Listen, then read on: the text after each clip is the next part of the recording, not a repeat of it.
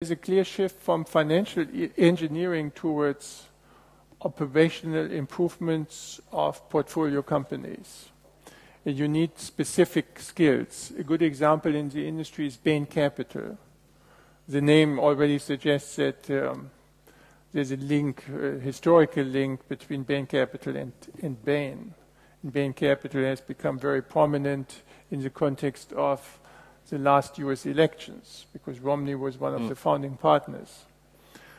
But it gives you an idea about the background people typically have in private equity.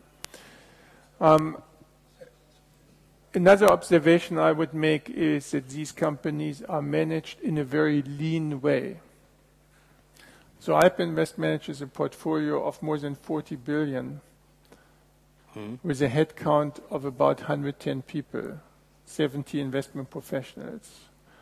When you look at asset managers working in public equity, headcounts tend to be significantly larger.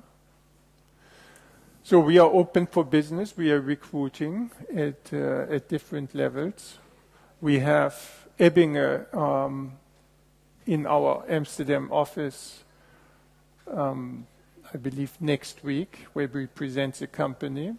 I think typically 20-25 people with a background in finance or economics, selected by Ebbinger, come to us in order to hear what private equity is about, what the firm is about. We learn about candidates.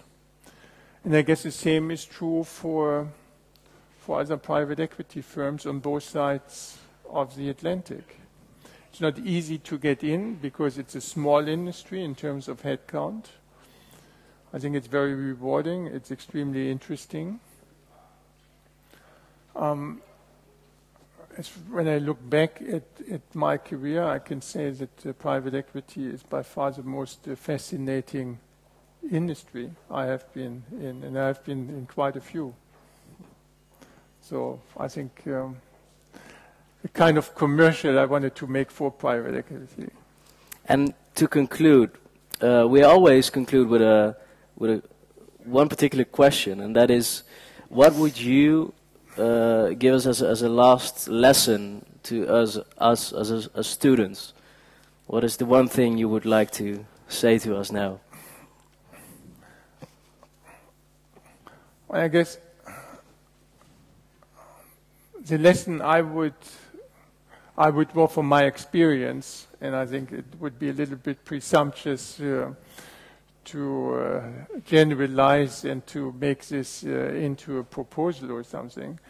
I think it is whatever you do, you want to do as good as possible, and you want to do things you are really interested in. It is not because you earn more money perhaps in private equity or this or that, and this is why you select a particular topic when you are a student and you have essentially not much interest in the subject.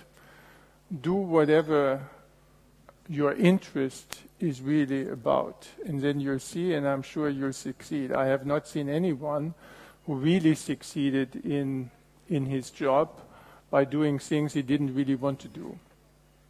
So I think, as far as I'm concerned, I've always been guided by my personal interests and not so much, there's a particular career outcome I wanted to achieve.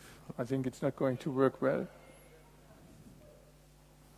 Ladies and gentlemen, Peter Cornelius. Thanks.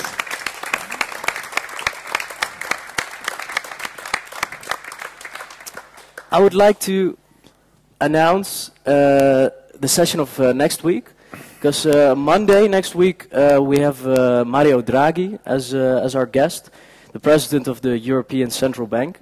It starts at 2:45, so you're all welcome to attend that lecture as well. Be on time though. Thanks.